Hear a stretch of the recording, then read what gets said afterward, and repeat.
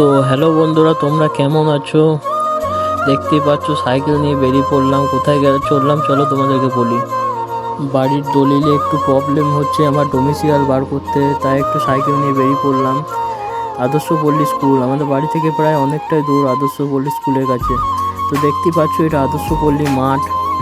আর এখানে আমরা আগে অনেক আসতাম, এখন আর আসি না। চলো মাঠ থেকে বেরিয়ে গেলাম, একটি তোমাদের ভালো জায়গা দেখাবো বলে। চলো জায়গাটা দেখায়, দেখতে থাকো তোমরা। যাই হোক, আদর্শ পল্লী থেকে অনেকটা দূরে আমাদের সুখদেব বাবার আশ্রম একটা আছে, তো আমি সেখানেই চললাম। তুমি দেখো জাস্ট জায়গাটা তোমরা।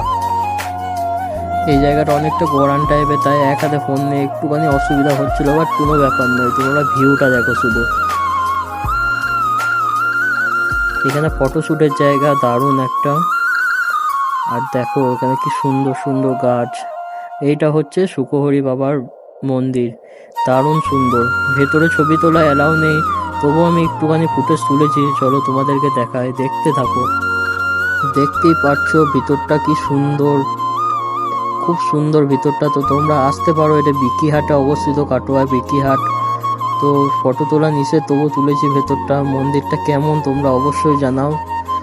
আর তোমরা লাইক সাবস্ক্রাইব করতে ভুলে যাচ্ছ, সাবস্ক্রাইবটা করতে ভুলে যাচ্ছ। অবশ্যই সাবস্ক্রাইব করে আমার একটু পাশে থাকো।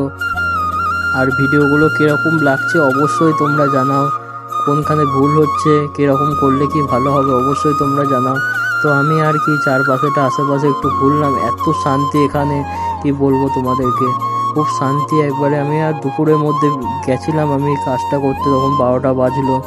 তো এত শান্তি চারিদিকে। আর এই জায়গাটা দেখছো, এই জায়গাটা সবাই ফটোশ্যুট করতে আসে। দেখতে পাচ্ছ কোনো লোকজন নেই, ফাঁকা একবারে। তো আজকে ভিডিওটা এ পর্যন্ত। কেমন লাগছে ভিডিওগুলো অবশ্যই কমেন্ট করে জানিও।